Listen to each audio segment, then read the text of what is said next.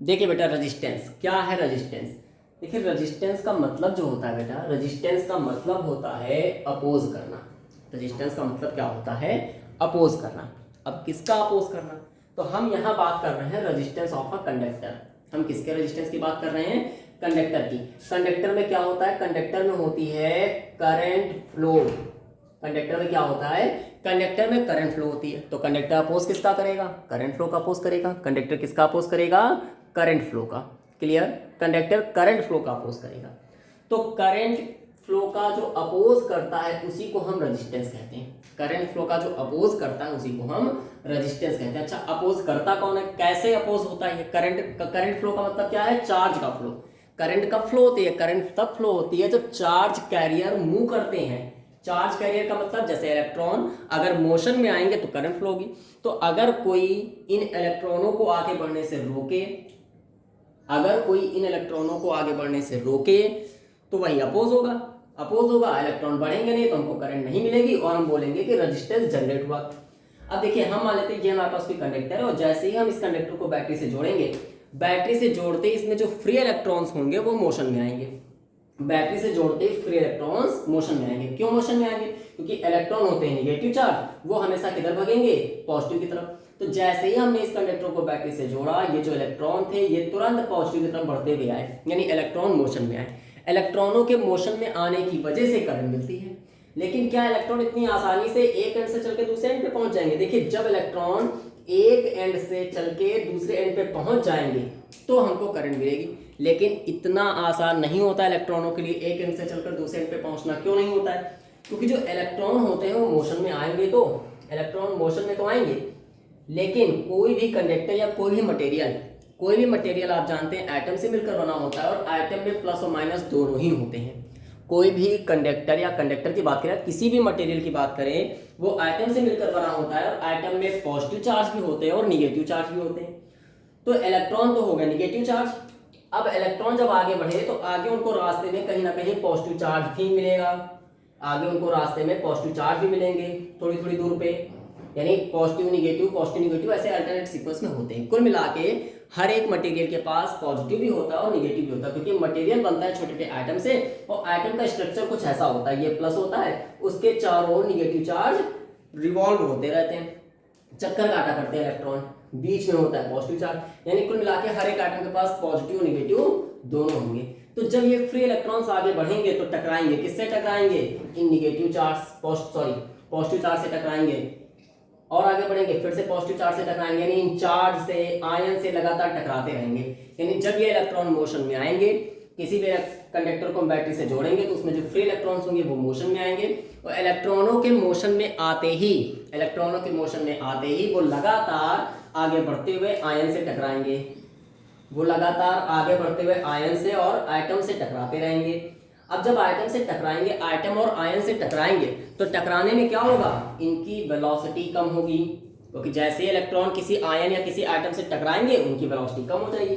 अब अगर वेलोसिटी कम हुई तो आप जानते हैं करंट का फॉर्मूला होता है I = NEA VD। VD क्या है? वेलोसिटी। तो अगर वेलोसिटी कम हुई मतलब करंट कम हुआ, मतलब इनका अपोज हुआ।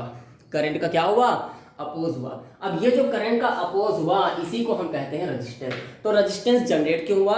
रेजिस्टेंस जनरेट इसलिए हुआ क्योंकि जो इलेक्ट्रॉन किसी भी कंडक्टर को बैटरी से जोड़ने पर जो इलेक्ट्रॉन मोशन में आते हैं, मोशन में आते आए हुए इलेक्ट्रॉन आगे बढ़ते हैं तो कोलाइड करते हैं, कोलिजन करते हैं। किससे कोलिजन करते हैं? आयन से और एटम से।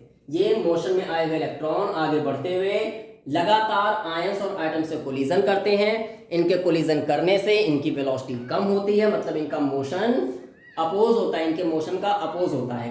अब अगर इलेक्ट्रॉन्स के मोशन का अपोज होगा, मतलब चार्ज कैरियर के मोशन का अपोज होगा, चार्ज कैरियर को आगे बढ़ने से रोका जाएगा। अगर चार्ज कैरियर फ्लो नहीं होंगे, मोशन में नहीं आएंगे, तो हमको करंट नहीं मिलेगी, और करंट नहीं मिलेगी तो हम कहेंगे करंट का अपोज हो गया। यही है रेजिस्टेंस।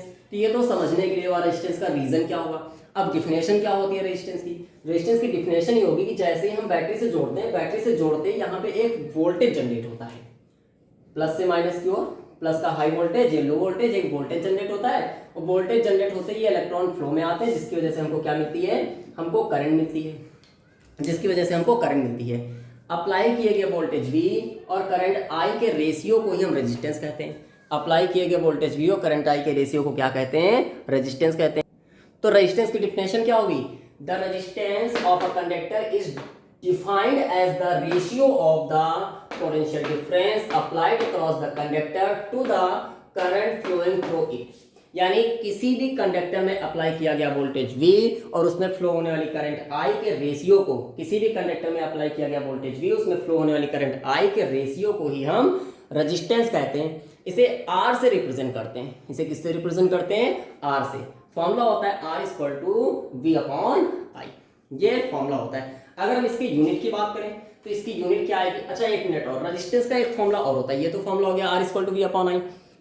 आपने ओम्स लॉ में एक फॉर्मूला पढ़ा है। कल आपने मतलब पिछले वीडियो में आपने ओम्स लॉ देखा था। उस ओम्स लॉ में आपने एक फॉर्मूला पढ़ा था। ओम्स लॉ में बेटा आपने पढ़ा था V/I equal to mL/ne² tau a, tau relaxation time. तो यहाँ पे जो V/I है, अब आपने देखा V/I जो होता है वो रेजिस्टेंस होता है, तो V/I को हम किससे रिप्रेजेंट करते हैं? R से। तो यहाँ से R का फॉर्मूला एक और आया mL/ne² टाउ ए। एक रेजिस्टेंस का फॉर्मूला ये भी होता है, ये भी रेजिस्टेंस ही है। तो रेजिस्टेंस का फॉर्मूला एक क्या होगा? रेजिस्टेंस का फॉर्मूला हुआ, एक फॉर्मूला हुआ R इक्वल टू V/I, मतलब किसी भी कंडक्टर में अप्लाई किया गया वोल्टेज V और उसमें फ्लो होने वाली करंट I के रेशियो को हम रेजिस्टेंस कहते हैं। किसी भी कंडक्टर में अप्लाई किया गया वोल्टेज V उसमें फ्लो होने वाली करंट I के रेशियो को हम रेजिस्टेंस कहते हैं। एक तो फॉर्मूला ये हुआ V/I। और ओम्स लॉ में हमने पढ़ा था कि V/I जो होता है वो इक्वल होता है mL/ne² टाउ ए। तो V/I जो होता है वो रेजिस्टेंस के बराबर होता है, तो इसकी जगह पर हम R लिख सकते हैं, R equal to mL/ne² tau A. ये हुआ रेजिस्टेंस का फॉर्मूला। रेजिस्टेंस का मतलब होता है कि जो करंट को अपोज करे। रेजिस्टेंस का मतलब होता है रोकना। तो जो करंट को अपोज करे वही रेजिस्टेंस है। रेजिस्टेंस यूनिट क्या होगी? अगर हम रेजिस्टेंस की यूनिट निकालें तो यूनिट क्या होगी? तो फॉर्मूला है R equal to V/I। V का मतलब वोल्टेज, V क्या है? पोटेंशियल है। पोटेंशियल की यूनिट क्या होती है? वोल्ट। तो पोटेंशियल की यूनिट हो गई वोल्ट और I की एम्पियर।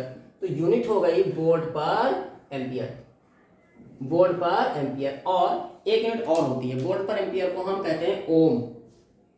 ओम भी रेजिस्टेंस की यूनिट है, क्योंकि रेजिस्टेंस कहाँ से आया था? मेन रूप से ओम के फॉर्मूले से। रेजिस्टेंस ओम के फॉर्मूले से आया था, तो इसकी यूनिट होती है वोल्ट पर एम्पियर, वोल्ट पर एम्पियर और ओम। ओम का जो सिंबल होता है वो ये होता है, इसको हम ओमेगा कहते हैं। ओमेगा, ये ओम का सिंबल है, ओमेगा। तो ये रेजिस्टेंस की यूनिट हो गई।